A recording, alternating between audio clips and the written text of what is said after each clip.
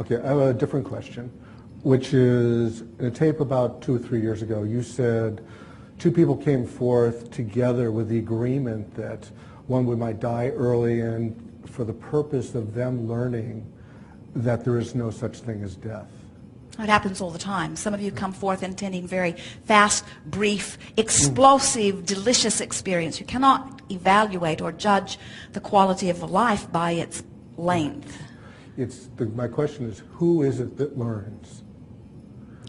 That learns that information? Well, that is always, that experience, in the case that we are talking about, and there are many such cases, the benefit is to the physical humans that remain beyond, who now have born within them a stronger than ever desire to understand the relationship between the physical and the non-physical.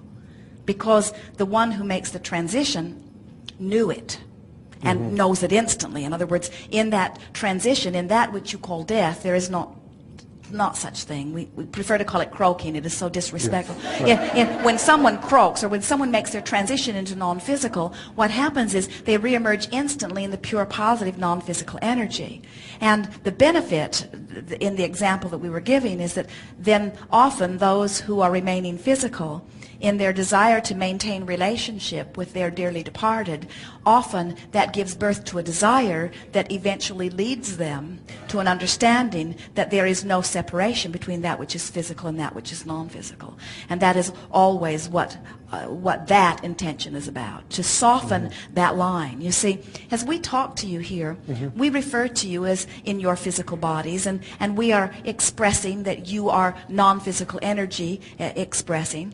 In the beginning, because so many physical beings did not understand that they are extensions of non-physical energy, they think that there may be afterlife. They want to believe that, but very few really have any strong sense of what that is all about.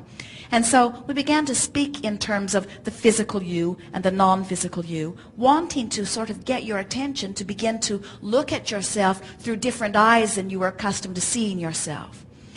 Most physical beings do not fully understand what we mean when we say you are non-physical energy expressing through this body. You are eternal beings. Eternal beings. It's hard to get your thoughts around a word or a feeling like that, isn't it? Think about it. You are eternal beings, which means you are forever and ever. There must be way more before you than there could ever be behind you. We are all eternal beings, you see. But in your physical environment, where there is this decided birth and death, what that gives you is a platform or a focal point. What the earth experience is a framework where more perceivers are at the same time perceiving similarly. In other words, you have your physical senses, so you've come to a similar conclusion, which gives you a platform to leap from.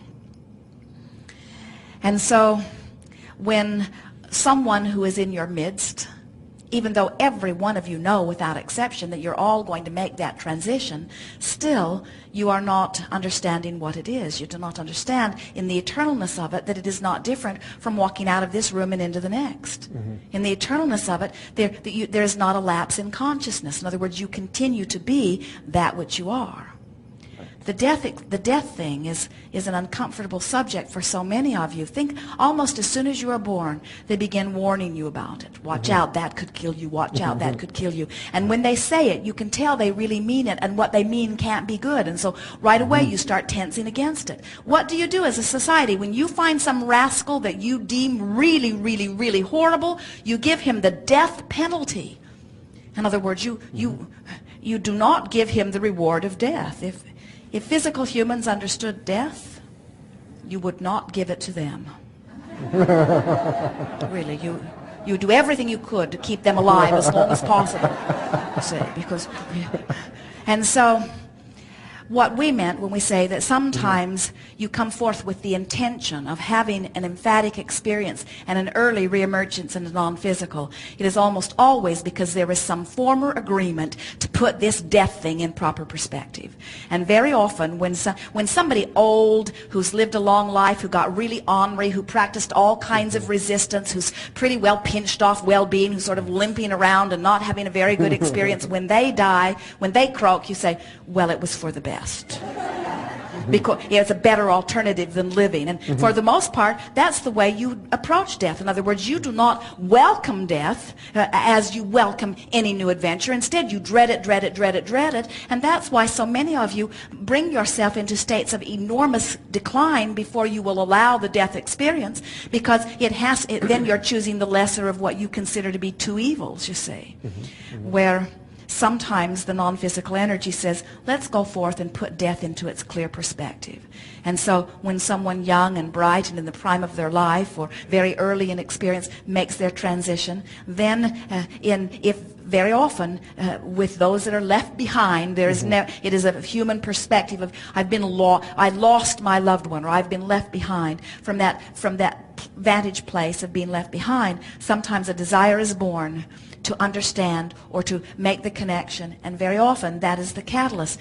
Often in a gathering even such as this, as you talk to people afterward, they will say to you that the reason I began my deliberate search of understanding my relationship with God, or my relationship with Source, or my understanding of the non-physical, was because someone that I cared very deeply about made their transition, and my thoughts turned there.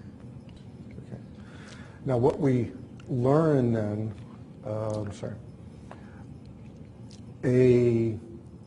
as the person leaves, and you said it increases the desire on the part of the person left behind to learn this and to understand it. To understand connection between two. Then later, another rebirth incarnation starts off with this new higher level, and that's in a sense how we learn as a environment, a species. Well, give us a little bit more. What do you mean by this new higher level? From what perspective? That more people now understand the concept of there is no death. So then when a new person comes in or reincarnates, that is more of a ground of being from which knowledge is more disseminated throughout the world. Well, here's the thing we want you to realize is that while everything is expanding, and while certainly there is benefit for all from every experience that is lived, the non-physical energy already understands that. In other words, there is not one of you that will be separate from that reemergence into pure positive energy. And so it's not like you have to go through the death experience in order for the spirit to understand it. The spirit understood it. The spirit knows it. It is for the benefit of those who are still remaining physical to understand it, so that they can be in a place of more allowing. In other words, it helps them to let more of it in. It isn't until you begin to no longer dread and push against death, you can't really live.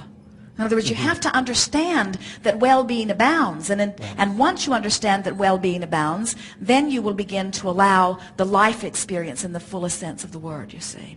We want to be clear that the reemergence back into the non-physical is a delicious, imagine in one fell swoop, leaving behind all doubt and fear and worry and blame, and reemerging. And what we want you to understand is that spirit, or that energy, that consciousness knew that. In other words, that's who you are as non-physical energies. You don't come forth into the physical to bang around to gain knowledge so that you can die and be a better angel. That is a distortion of what it is all about, you see. When we come back from segment of refreshment, we'll talk further about what this physical life experience really is about. You are complete for now? Yes. We are Thank you. complete.